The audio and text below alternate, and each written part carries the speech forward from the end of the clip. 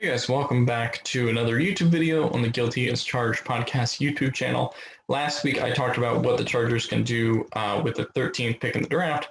This week I want to talk about free agency, specifically their internal free agents. So we know that the Chargers have a bunch of internal free agents as they do every year, but this year has some big names. We have Melvin Ingram, we have Hunter Henry, both unrestricted, right? Then you have your Mike Pouncey, Denzel Perriman, Tyrod Taylor, Michael Davis. So I want to go through and see which guys have a good chance of coming back, which guys won't. And next week or in the weeks after, we'll get into external free agents, right? The guys that people have talked about, like Leonard Floyd and the like, who might come from other teams to join the Chargers. But today and this week, I just want to talk about who are the guys that could really come back in 2021, realistically speaking, from the Chargers group. So if you're new to the channel, leave a like down below, subscribe and hit the bell, do all that shit. I don't care. Actually, I do care. It affects the algorithm and all that, right? But let's get into the main meat and potatoes of this video, which is talking about free agency. So let me share my screen. And here, if you go on Spotrac, you will see the Chargers 2021 free agents. So what I first want to do is talk about the ones that are kind of easy to project, right? So a lot of that is the IRFAs, the exclusive rights free agents, and sort of some of the guys down here. So Ty Long, I assume, he'll be back for training camp at the very least. And I think you can assume the same for a lot of these exclusive rights free agents. Joe Gaziano, Cole Christensen, Tavon Campbell, Tyree St. Louis, they will be part of that 90-man roster, right? Just because, training camp battles and such. We have two interesting restricted free agents down here. Michael Badgley, Brandon Facyson. I think you can assume Brandon Facyson will probably be back in some capacity, but he might be the shakiest one out of this sort of bottom group down here. Michael Badgley is interesting because he is a restricted free agent, but I don't think anyone's going to outbid his current salary because it wasn't that great this year for a multitude of reasons. But I do think because of his age and because of how he played previously, the Chargers will at the very least bring him back for training camp, in addition to probably one or two other kickers, right? I don't think the problem was bringing Mike Badgley back last year. I think the issue was the fact that they didn't have anyone to compete with him, right, in that sort of training camp environment. And they just assumed, oh, he'll be okay because he was good before. But I do think kicking competition, specifically with how much Staley has mentioned the kicking game, or special teams, as we all like to call it, I do think that'll become more important for his kind of Chargers team. So I think you can assume he'll be back, though. Out of this group, I think the shakiest one is Brandon Facyson, and that depends on how Staley views him in his cornerback room. Other than that, though, yeah, you have one more IRFA here and Matt Sokol, but everyone else is a rather, not pricey, but everyone else is a little bit more up in the air as to whether they'll come back as unrestricted and restricted free agents. Let's talk about some of the lower tier ones. Sam Tevi, obviously unrestricted free agent, but he's due for a pay bump. I do think he had a relatively good year. This one, and you will see it throughout here, Sam Tevi, Dan Feeney, Ryan Groy to a degree, Forrest Lamp. They're all, I believe, coming off of, not Ryan Groy, but Forrest Lamp, Feeney, and Tevi are all coming off of their rookie deals. So that really depends on how much the new Chargers brass wants to blow the entire lineup. I would say out of this group, the most likely one to come back is probably Tevi, based on the year he had last year. But, they may return in depth roles, or they may want to start on another team and leave to find that bigger role. But I don't know if there's a whole lot of teams other than the Chargers that Dan Feeney or Forrest Lamp would start on, at least in a non-competition kind of environment. But yeah, so you have some more offensive line pieces. Cole Toner, I think you can assume will probably be back at least for training camp. But I think that's really it for the offensive line. We'll get to Mike Pouncey, who is obviously a bigger money guy and, has more dicey injury history. But that's it really for the offensive line. I think Sam Tevi and Dan Feeney are probably the most likely guys who will be back. But if they do come back, I expect it to be in sort of a reserve depth role. I do really expect the Chargers in free agency and the draft to go hard at the offensive line, just because, one, you have a new coach coming in here who does value the offensive line, I think, from his days with the Rams, because those teams, except for really 1 year, had really great offensive lines. And, I think Telesco realizes now that he is Herbert, it's important to protect him back there. It was important when it was Rivers too, but yeah, that's just kind of how the team was mismanaged.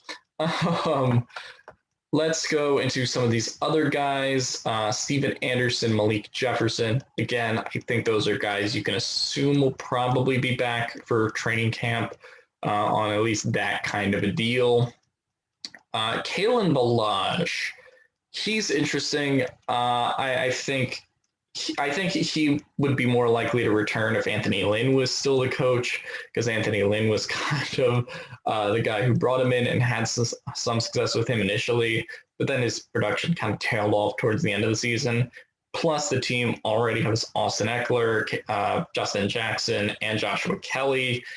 I don't see him coming back in much of a capacity. And, obviously in undrafted free agency and the draft, the Chargers can go grab another running back if they want to have some sort of competition for Joshua Kelly. So I just don't see them going in the Kalen Ballage direction and bringing him back.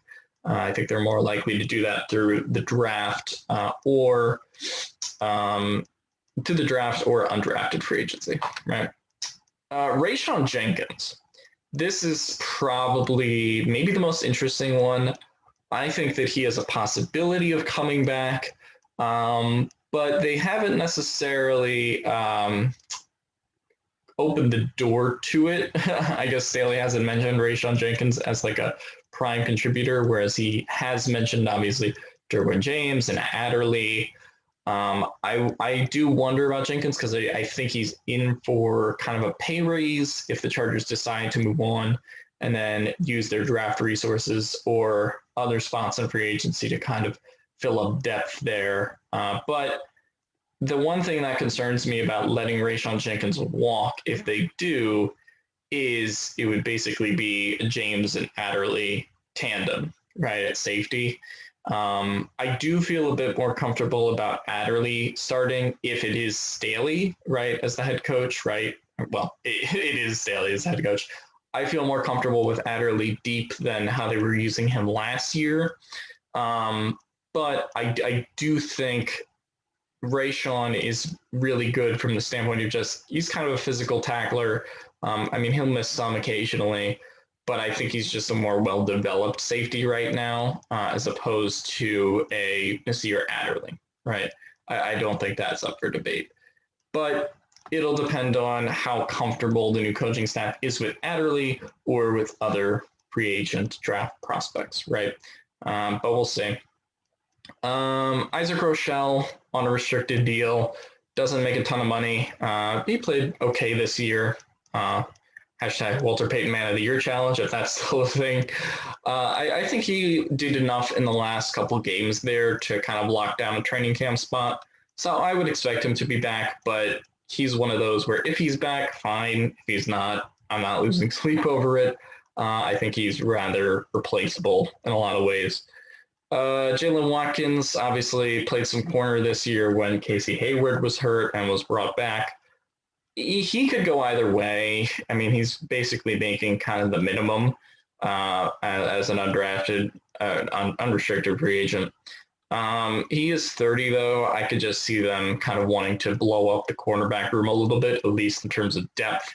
And so he may not be back in that regard, because he was sort of one of the players of the Lynn administration, if you will.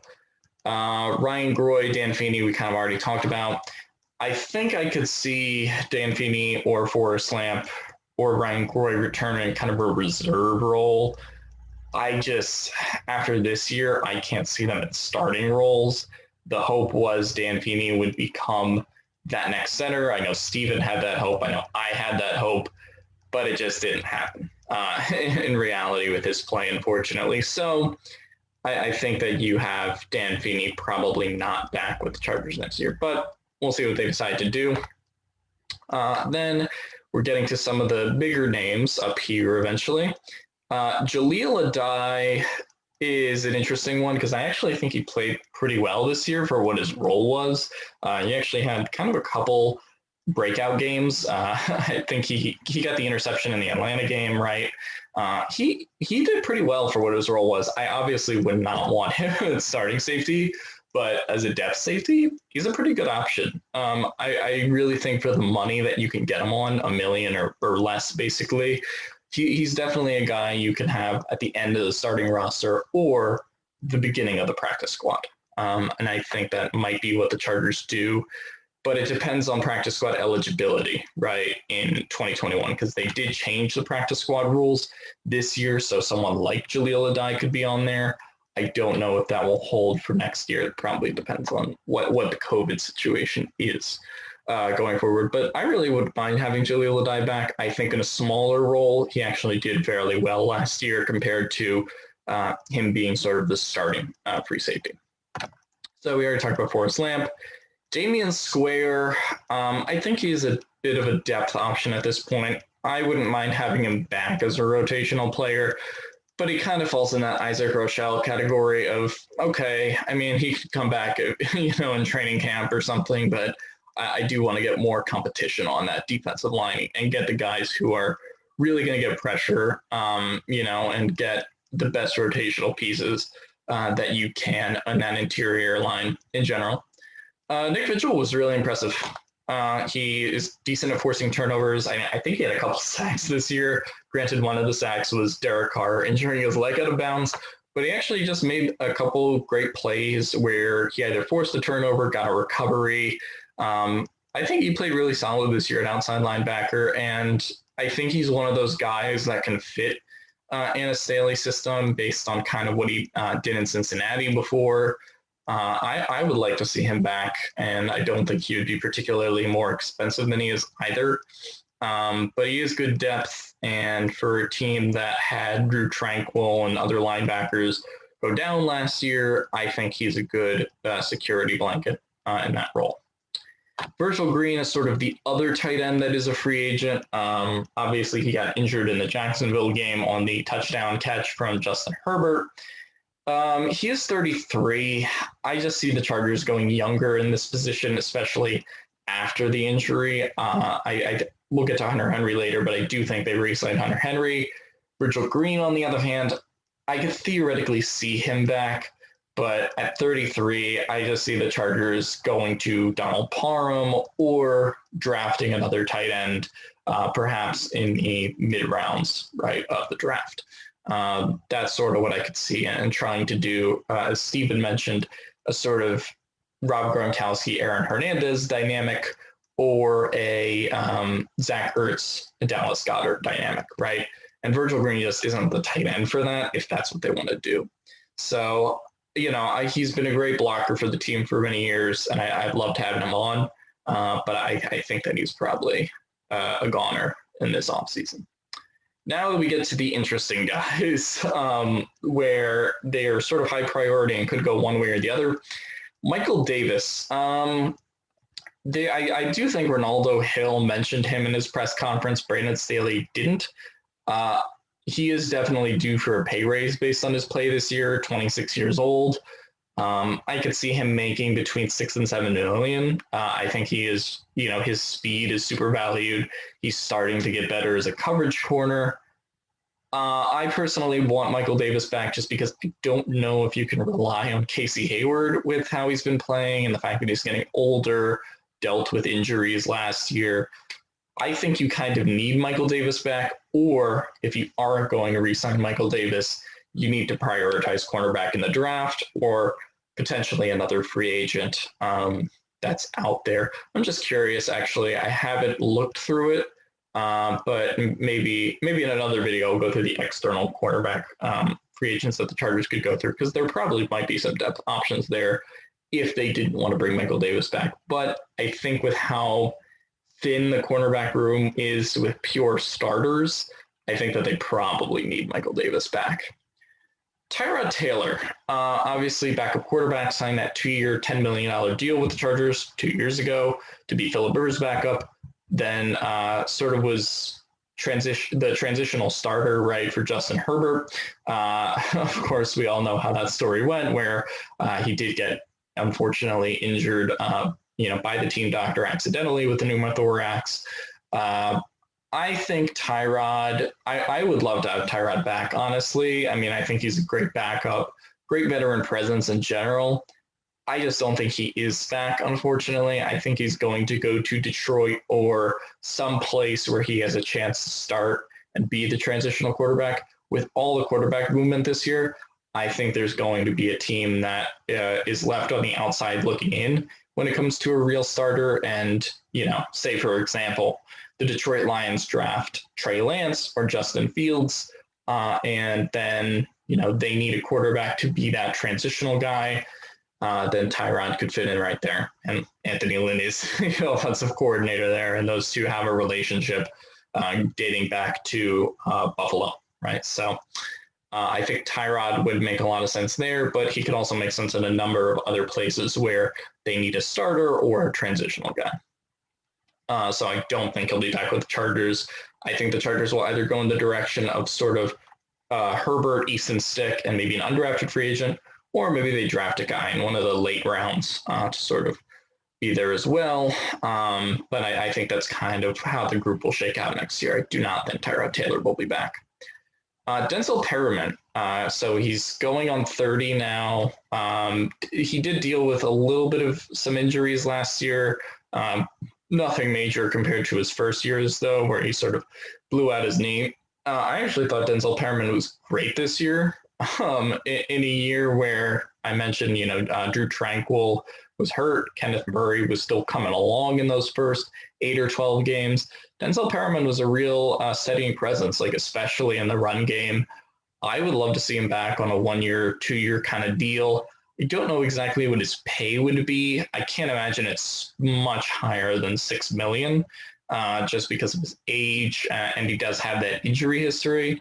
But if he wants to come back on like a 2-year, $10, $12 million deal, I'm all for it. I think Denzel Perryman is a great veteran presence, both in the locker room and on the field when the Chargers need it. I think he's probably exclusively a bit of a first, second down linebacker, but you still do need that early down presence. And 2020 proved that with sort of the Chargers injuries and his level of play, which I thought was pretty good.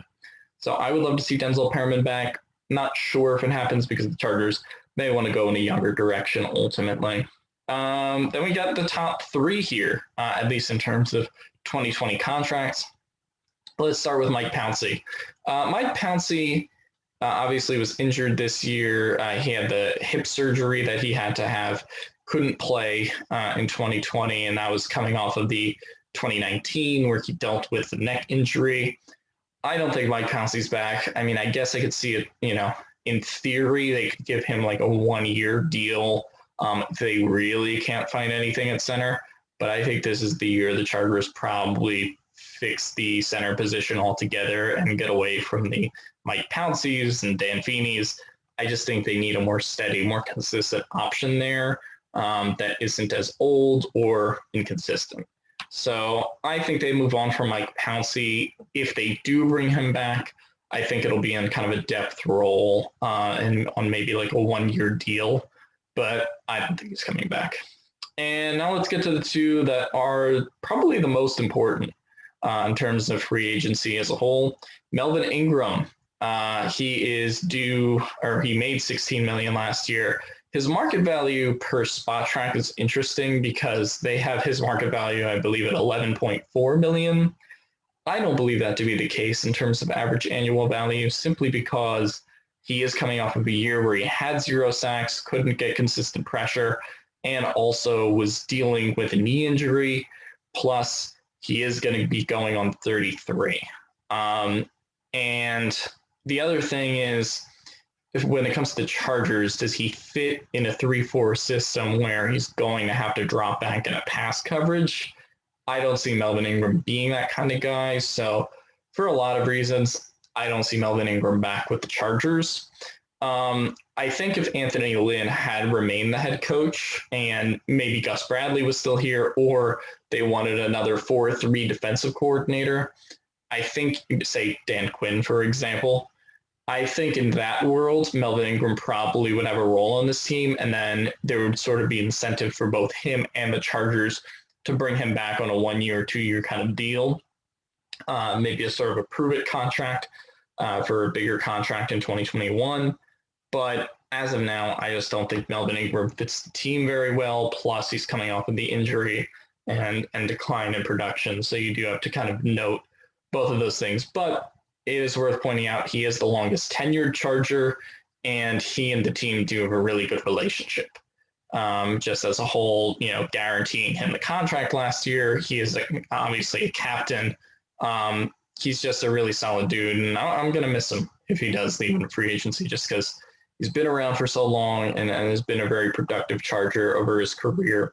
But I think he's probably on the outside looking in, just seeing as what the market is. I can't even see a 1-year kind of prove-it contract for him just because of the change to Staley's system being so large. Hunter Henry. He is obviously probably the highest priority free agent that the Chargers have to get a deal done with. His market value, I believe, is at $10.9 million on Spotrac. I think he'll make a little bit over that. I think he'll make 11 or 12 million in terms of average annual value. My two things for Hunter Henry heading into the 2020 season were staying healthy and becoming better as a blocker. He did both of those things. Unfortunately, at the end of the season, he did get COVID, which is very unfortunate. But, that was out of his control and out of the Chargers' control in general. So, that's not something to really hold against him in these contract negotiations. I think that he'll probably make, as I said, 11 or 12 million in average annual value in his contract. I can see like a 4-year, 45 million type of deal. I think that that's kind of a fair deal for the team, and a fair deal for him is too. I guess there could be some suitors for him. There were rumors about like Hunter Henry to the Colts because they love their big white tight ends. But I sort of see Hunter Henry coming back to the Chargers. I think out of all of these guys, just because he is so high priority and he has that relationship with Justin Herbert, I think that he ends up coming back on probably like a 4-year, 45 million type deal. So that's my thought on the Chargers free agent. So just to do a brief recap, I do not think Melvin Ingram will be back. I do think Hunter Henry will be back. Mike Pouncey is a no for me. Denzel Perriman, maybe, depends on what direction the team wants to go. Tyrod Taylor probably not coming back just because he'll have opportunities elsewhere to start. Michael Davis is a must re-sign for me just because unless they want to go in another direction of free agency or the draft. Virgil Green, probably not. Nick Vigil, probably. Damian Square and sort of some of these other depth options, I think have a chance to at least stick on the practice squad or at least make it back to 90-man training camp. And then when we get to these guys at the bottom, Michael Badgley will probably be back for a kicking competition next year. And then you sort of have these IRFAs as the on the 90-man roster, right? So let me know who you think the Chargers should and shouldn't re-sign down below. And some of the key names we talked about. What should they do with Melvin Ingram? What should they do with Hunter Henry? Leave me a comment down below and let me know what you think. But as always, thanks for watching this video. Thanks for subscribing to the channel. We did recently pass 1,200 subscribers. So big thanks to you guys for keeping up with our content and tolerating my voice. I really appreciate it. So you can subscribe to our Patreon or just subscribe to the YouTube channel if that's what you want to do. But as always, thanks for watching.